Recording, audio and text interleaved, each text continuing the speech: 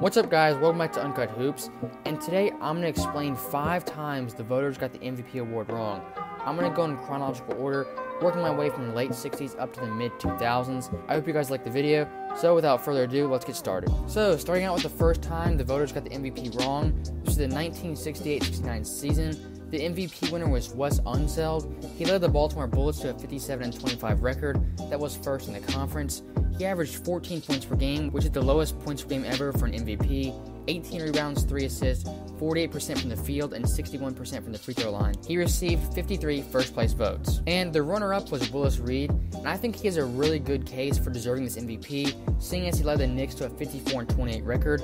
It's only a 3-game differential in wins, and he averaged 21 points per game, 15 rebounds, 2 assists, 52% shooting from the field, and 75% from the line, and he only received 18 first-place votes. So just looking at this, looking at the MVP, we all know, it's about leading your teams to victories and having good stats. So off the bat, the win totals, that's pretty equal, and 3 wins, that should not sway an MVP vote, and statistically, I think Willis Reed clearly has the edge. Now, going back to this time, I don't know what narratives are going around. Maybe the media was pushing Wes Unseld as the next great player, seeing as this was his rookie year. Maybe they wanted to give the MVP to a rookie for some odd reason. I don't know what that is, but in my opinion, this is kind of a wasted MVP, as this was Wes Unseld's best season, and I don't think he deserved this MVP at all, looking at the stats and just looking at the win totals, the team's records. Now, the next MVP I think the voters got wrong was in 1975-76, when Kareem AbdulJabbar won MVP. He led his team to a 40-42 record, which is a very glaring mark, seeing as he's the only MVP to win the award, with his team having a losing record. He did have a great statistical season, averaging 28 points per game, 17 rebounds, 5 assists, 4 blocks, and 2 steals, and he received 52 first-place votes. The 2 runner-ups who I think have a very good case for deserving this award over Kareem are Bob McAdoo and Dave Cowens. Bob McAdoo averaged 31 points per game, 12 rebounds, 4 assists, 2 blocks, and 1 steal, and he led the Braves to a 46-36 record. Dave Cowens averaged 19 points per game, 16 rebounds, 4 assists, 1 block, and 1 steal, and led the Boston Celtics to a 54-28 record. Cowens received 48 first-place votes.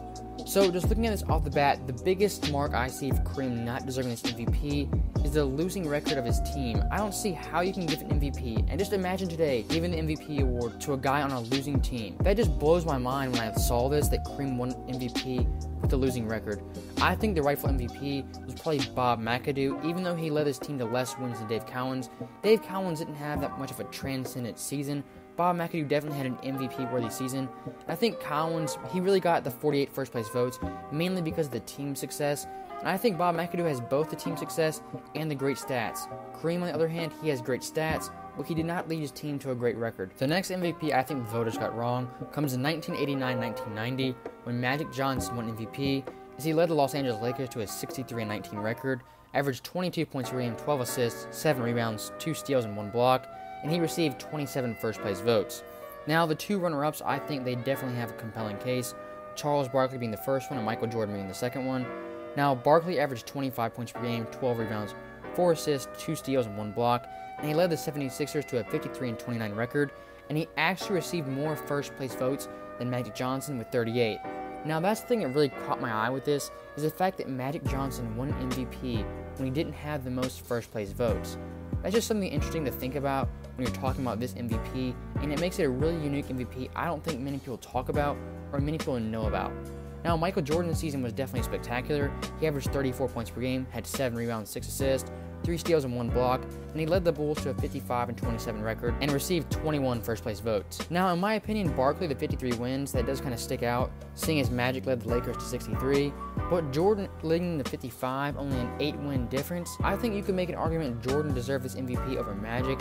When you look at the stats, Magic definitely had a great season, but I think Jordan had more of a kind of transcendent season all around with the scoring.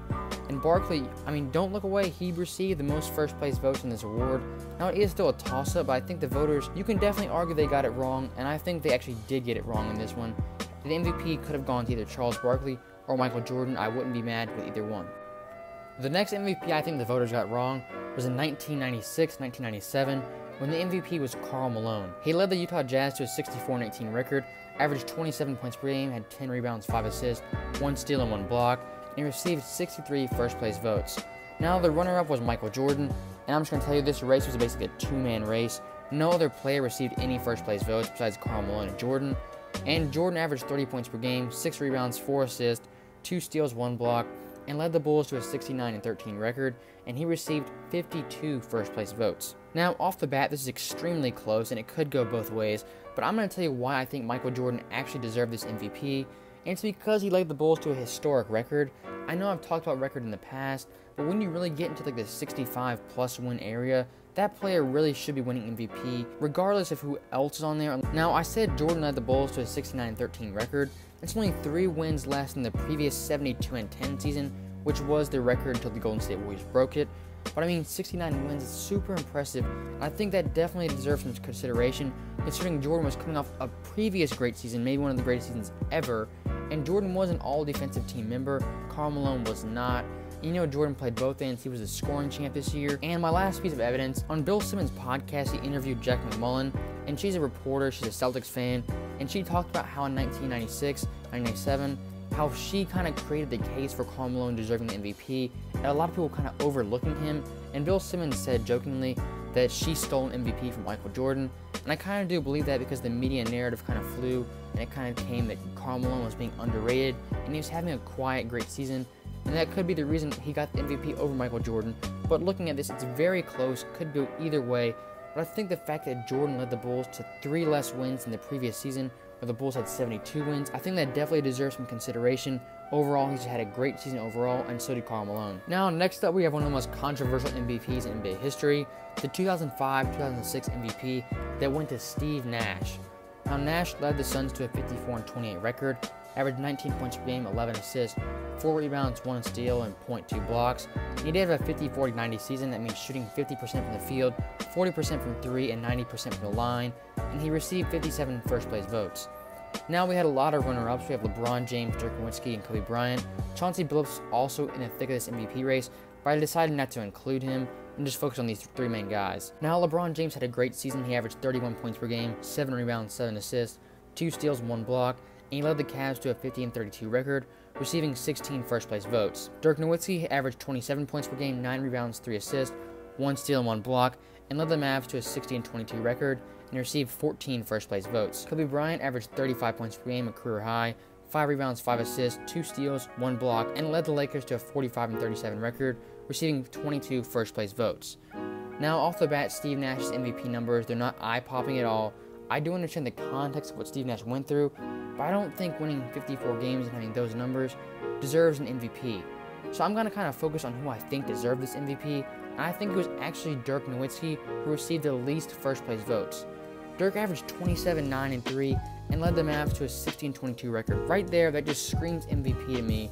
And LeBron James, he only led the Cavs to 50-32 record in the weak Eastern Conference. So I think that does eliminate him. Even though LeBron had a great statistical season, I don't think he led the Cavs to enough wins. Now, Kobe Bryant, similar problem. He was in the Western Conference, but still he only led the Lakers to 45 wins and 37 losses. And I do understand the argument, 35 points per game, one of the highest points per game ever in the modern era, the 81-point game, all the iconic moments of that season. But I mean, looking at the history of MVP, you have to lead your team to at least 50 wins. And you do have the oddballs, the Russell Westbrook, kind of the outliers like Kareem that I've talked about, but this is the modern NBA we're talking about, and leading your team to 45 wins, that's just not going to get it done for an MVP, and I think Dirk Nowitzki was the rightful MVP over Steve Nash. Now, I'm not going to argue that much. I think you could make compelling cases for Kobe Bryant and LeBron James, but I think Dirk Nowitzki deserves this MVP. So that is the end of the video. Thank you guys for watching. If you think I got something wrong or I missed an MVP, as I said before, I didn't include every MVP they got wrong, but just let me know what MVPs you think the voters did get wrong that I didn't cover. And if you think I got one of them wrong in the video, like this last one, the very controversial MVP, if you think Kobe deserved it, let me know why. If you think LeBron deserved it, let me know why. And just give me some great feedback. Thanks guys for watching, and I'll see you guys next time.